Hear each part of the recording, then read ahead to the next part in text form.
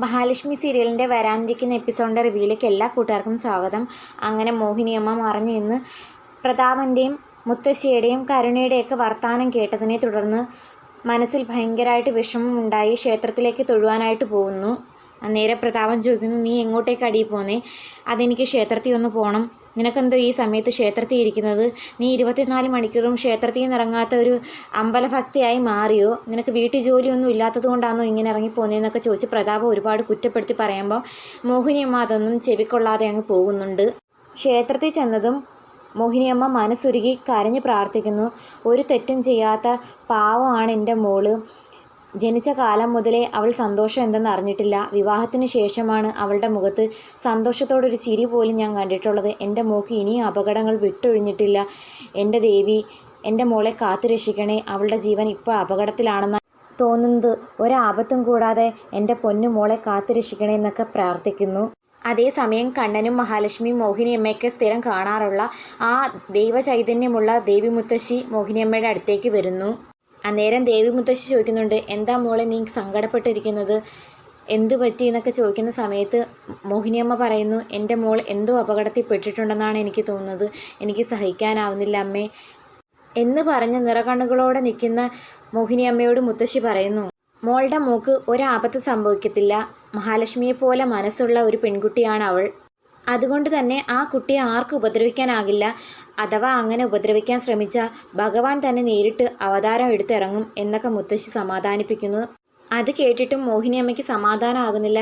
ഇത്തവണ ആര് വിചാരിച്ചാലും എൻ്റെ മോളെ രക്ഷപ്പെടുത്താനാകില്ലെന്നാ എൻ്റെ ഭർത്താവ് ഫോണിലൂടെ ഇരുന്ന് പറയുന്നത് കേട്ടത്. അതുകൊണ്ട് എനിക്ക് സഹിക്കാനാകുന്നില്ല. എൻ്റെ മോൾക്ക് എന്തോ അപകടം പറ്റിയിട്ടുണ്ടെന്നാണ് എനിക്ക് തോന്നുന്നതെന്നൊക്കെ വീണ്ടും ആവർത്തിക്കുന്നു. അന്നേരം മുത്തശ്ശി പറയുന്നുണ്ട്, മോൾക്ക് എൻ്റെ വാക്കുകൾ പൂർണ്ണമായും വിശ്വസിക്കാം. മോളുടെ മോൾ ഒരാപത്തും കൂടാതെ വീട്ടിലേക്ക് തിരിച്ചെത്തിക്കോളും എന്നൊക്കെ പറയുന്നു. അതേസമയം മറ്റൊരു സംഭവം നടക്കുന്നു. മഹാലക്ഷ്മിക്ക് പിന്നാലെ സംരക്ഷകനായി നടന്ന മാർക്കോ സുരേഷോ മഹാലക്ഷ്മിയോ മേഘനാഥനോ ആരും അറിയാതെ ആ ബിൽഡിങ്ങിൻ്റെ പുറകിൽ തന്നെയുണ്ട്. തോമസ് വൈദ്യരുടെ ഹോസ്പിറ്റലിൽ പോകുന്നതിന് മുമ്പേ കണ്ണൻ പറഞ്ഞിരുന്നു, മഹാലക്ഷ്മി ഒന്ന് ശ്രദ്ധിച്ചേക്കണം, ശത്രുക്കൾ കൂടെ തന്നെയുണ്ട്. അതുകൊണ്ട് ഏത് സമയത്താണ് ഒരു ആപത്ത് വരുന്നതെന്ന് പറയാൻ പറ്റില്ല. മഹാലക്ഷ്മിയുടെ കാര്യം ഭംഗിയായിട്ട് നോക്കിക്കണേന്ന് പറഞ്ഞത് പ്രകാരം മാർക്കോ മഹാലക്ഷ്മി പോലും അറിയാതെ പിന്നാലെ ഉണ്ടായിരുന്നു. അന്നേരം മാർക്കോയ്ക്ക് ആ സമയത്ത് തന്നെ മനസ്സിലാകുന്നുണ്ട്, മഹാലക്ഷ്മിയുടെ വണ്ടി ശരിയായ ദിശയിലല്ല പോകുന്നത്. ഇതിന് പിന്നിൽ മറ്റെന്തോ കളി നടക്കുന്നുണ്ടെന്ന കാര്യം മാർക്കോയ്ക്ക് മനസ്സിലായി. മറ്റാരും അറിയാതെ ഇവർക്ക് പിന്നാലെ തന്നെ മാർക്കോയും അവിടെ എത്തിയിരിക്കുന്നു.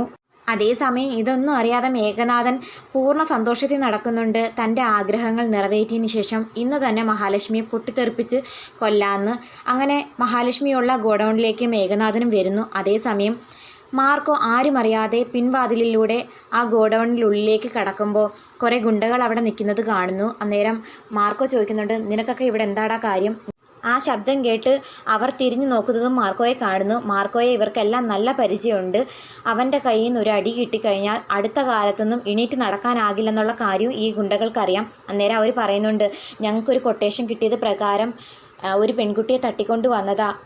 മര്യാദയ്ക്ക് ഈ കൊട്ടേഷൻ ഇവിടെ ഉപേക്ഷിച്ച് പോയി കഴിഞ്ഞാൽ നിങ്ങളുടെ തടി കേടാവത്തില്ല. അല്ലെന്നുണ്ടെങ്കിൽ എൻ്റെ കയ്യിൽ നിന്ന് നന്നായിട്ട് വേടിച്ച് കൂട്ടിയിട്ടേ പോകൂ എന്നൊക്കെ മാർക്കോ പറയുന്നത് കേട്ടിട്ട് അവരാകെ ഭയത്തിൽ അധികമൊന്നും സംസാരിക്കാതെ അവിടുന്ന് പോകുന്നു. എന്നാൽ ഈ കാര്യമൊന്നും മേഘനാഥൻ അറിയുന്നില്ല. മേഘനാഥൻ വിചാരിച്ചിരിക്കുന്നത് മഹാലക്ഷ്മിയും കൂടെ ഗുണ്ടകളും ഉണ്ടെന്നാണ്. ആ ഒരു ധൈര്യത്തിലാണ് മേഘനാഥൻ അങ്ങോട്ടേക്ക് വന്ന് കയറുന്നത്. അതേസമയം ഇത്തവണ തങ്ങളുടെ പ്ലാനെല്ലാം വിജയിക്കും എന്നുള്ളൊരു വിശ്വാസത്തിൽ കരുണ ആഘോഷത്തിനുള്ള തുടക്കം കുറിക്കുന്നുണ്ട്. അവളുടെ വക പല സാധനങ്ങളും മേടിച്ചു കൂട്ടുകയും ഉണ്ണിയോട് തന്നെ എന്തെന്നില്ലാത്ത സ്നേഹപ്രകടനമൊക്കെ നടത്തുകയും ചെയ്യുന്നു. കാരണം മഹാലക്ഷ്മി എന്ന് പറയുന്ന ഒരുത്തി ഇവിടെ അവസാനിച്ചു കഴിഞ്ഞാൽ തൻ്റെ ഭർത്താവിനാണ് എല്ലാ സ്വത്തുക്കളും കമ്പനിയും വന്നു ചേരാൻ പോകുന്നത്. അപ്പോൾ തൻ്റെ ഭർത്താവ് ഒരു കോടീശ്വരനാകും എന്നൊക്കെയുള്ള സ്വപ്നത്തിൽ എന്തെന്നില്ലാത്ത സന്തോഷത്തിൽ മതിമറന്ന് ആഘോഷിക്കുകയാണ് കരുണയും പ്രതാപനും മുത്തശ്ശിയും വാമദേവനും മേഘനാഥനും എല്ലാം. അവർക്ക് കിട്ടുന്ന ഏറ്റവും വലിയ തിരിച്ചടിയായിരിക്കും മഹാലക്ഷ്മിയുടെ തിരിച്ചു വരവ്. അതിനായിട്ട് കാത്തിരിക്കാം. വീഡിയോ ഇഷ്ടമായാൽ തീർച്ചയായിട്ടും സപ്പോർട്ട് ചെയ്യാൻ മറക്കല്ലേ.